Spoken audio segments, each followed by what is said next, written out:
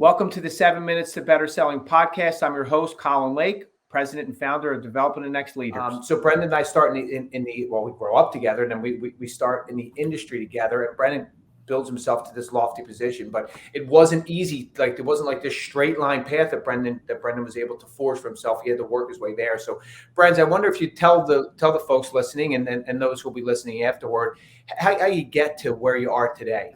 Do things really small, do them well.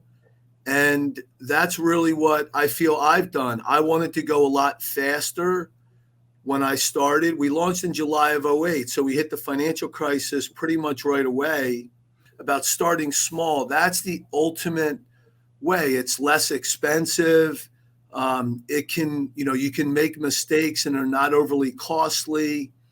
And you just kind of inch forward and listen very closely to your market and listen to the clients that you want to have on what they want and what they don't get currently from the market, and just keep going forward. Simon, Brendan, who you met, is the showrunner for the show, just asked me, he said, what do you think would be like one of the greatest sales lessons you have, or one of the greatest things that you know? And I said, like, most people would suggest that the biggest challenge that salespeople are faced with is getting in front of clients.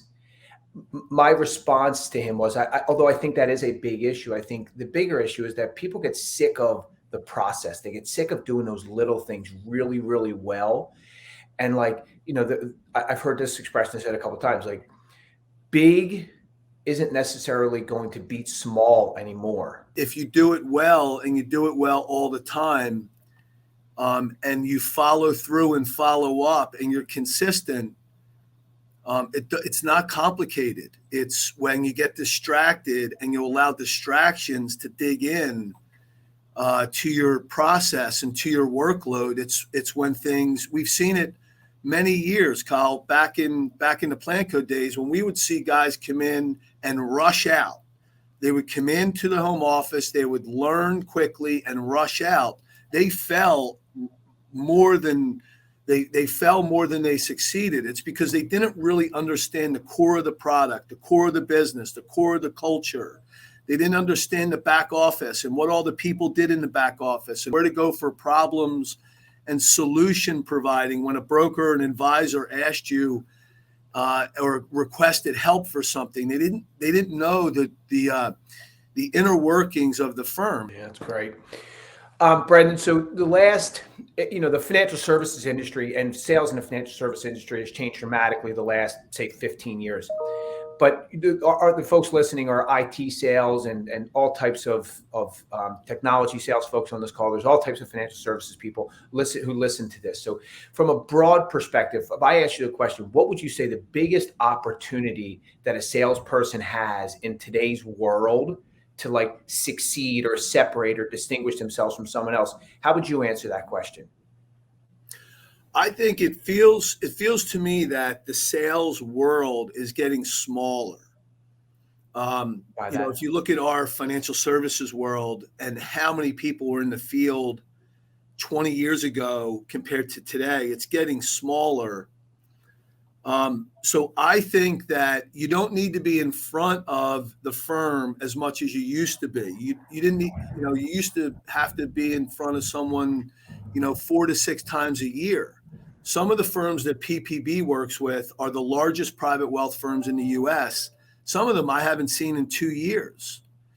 But the service model is pretty much on them every day. So our back office is communicating with these firms every day. So the firm or the client or to your audience, the key is, if you're not going to be in front of them all the time and you're using technology, is that technology or is your approach truly making that client or that prospect feel that you are there like they used to? But in the mind of the client, there still has to be a value proposition and a value add from a connection standpoint. At PPB, we have a tier system. So I can say to our internals anytime, can I see my tier 1? And those tier 1 firms are current users, and then really good firms that like us, that have vetted us, but we just haven't worked with yet. And when that instinct hits, I just say, can I have my tier one? Yeah, boy, that's great. Brendan, I'm going to give you a chance to wrap it up here, wrap it up with a thought. But I'm going to pull one thing from what you said. If you know that, go back to the comment that we said, big isn't always going to beat small now, like fast and nimble is what's going to win in this market. And one of the great lessons you just heard from Brendan is he is the CEO and founder of the firm. The firm is extraordinarily successful. It's growing rapidly, and he's still covering half the country. And the only way it can be fast and nimble is if you really understand your client really well. At least that's the way I would see it, in particular from a sales perspective.